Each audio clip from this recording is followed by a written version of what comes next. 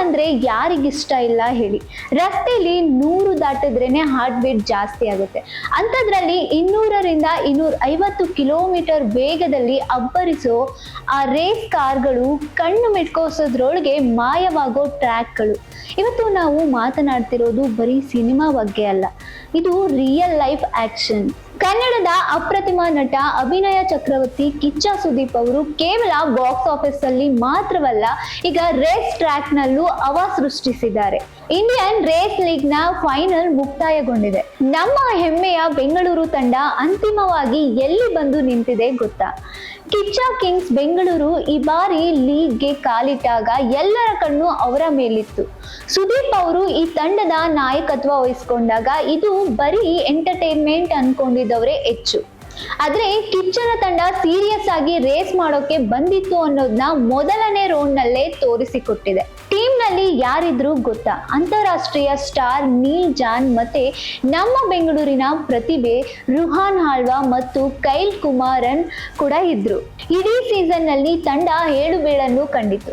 ಕೆಲವೊಮ್ಮೆ ಅಪಘಾತಗಳು, ಕೆಲವೊಮ್ಮೆ ಟೆಕ್ನಿಕಲಿ ಸಮಸ್ಯೆಗಳು, ಆದ್ರೆ ಫಿನಿಶಿಂಗ್ ಲೈನ್ ಮಾತ್ರ ಒಂದೇ ಗುರಿಯಾಗಿತ್ತು. ಈಗ ಫೈನಲ್ ಕದನದ ಸಮಯ. ಹೈದರಾಬಾದ್, ಚೆನ್ನೈ, ಗೋವಾ ಎಲ್ಲವೂ ಬಲಿಷ್ಠ ತಂಡಗಳು. ಮೈದಾನದಲ್ಲಿ ಟೈರ್ಗಳ ಹೊಗೆ, ಇಂಜಿನ್ಗಳ ಗರ್ಜನೆ. ಬೆಂಗಳೂರು ತಂಡಕ್ಕೆ ಇದು ಸುಲಭವಾಗಿರಲಿಲ್ಲ. ಫೈನಲ್ ರೇಸ್ನ ಕೊನೆಯ ಲ್ಯಾಪ್ಗಳಲ್ಲಿ ಉಸಿರು ಬಿಗಿಡಿದು ನೋಡುವಂತಹ ಪೈಪೋಟಿ ನಡೀತು.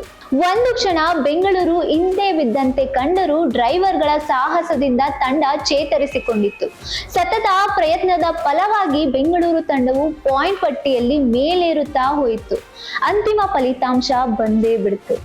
ಗೋವಾ ಹೆಸರ್ಸ್ ಎಜೆ ರೇಸಿಂಗ್ ಚಾಂಪಿಯನ್ ಆಗಿ ಹೊರಹೊಮ್ಮಿದ್ರೆ, ನಮ್ಮ ಕಿಚ್ಚ ಸುದೀಪ್ ಅವರ ಕಿಚ್ಚ ಕಿಂಗ್ ಬೆಂಗಳೂರು ತಂಡ 3ನೇ ಸ್ಥಾನದಲ್ಲಿ ಬೀಗಿದೆ.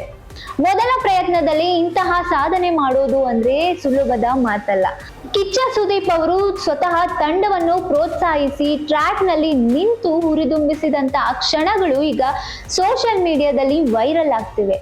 ಬೆಂಗಳೂರಿನ ರೇಸಿಂಗ್ ಇತಿಹಾಸದಲ್ಲಿ ಇದೊಂದು ಹೊಸ ಅಧ್ಯಾಯ. ಸಿನಿಮಾದಲ್ಲಿ ವಿಕ್ರಾಂತ್ ರೋಣ ಆಗಿರ್ಲಿ ಅಥವಾ ಟ್ರ್ಯಾಕ್ ನಲ್ಲಿ ಕಿಂಗ್ ಆಫ್ ಬೆಂಗಳೂರು ಆಗಿರ್ಲಿ, ಕಿಚ್ಚ ಮುಟ್ಟಿದೆಲ್ಲ ಚಿನ್ನ ಅನ್ನೋ ಮಾತು ಸಾಬೀತಾಗಿದೆ. ಬೆಂಗಳೂರು ಸ್ಪೀಡ್ ಸ್ಟಾರ್ಸ್ ಬದಲಾಗಿ ಈ ಬಾರಿ ಬಂದ ಕಿಂಗ್ಸ್ ಗೆಲುವಿನ ನಗೆ ಬೀರಿದ್ದಾರೆ. ಇದಿಷ್ಟು ಆಗಿತ್ತು ರೇಸ್ನ ಸ್ಟೋರಿ. ಇನ್ನಷ್ಟು ಸುದ್ದಿಗಾಗಿ ನೋಡ್ತಾ ಇರಿ ಸಪ್ತಾಶ್ವ ಟಿವಿ.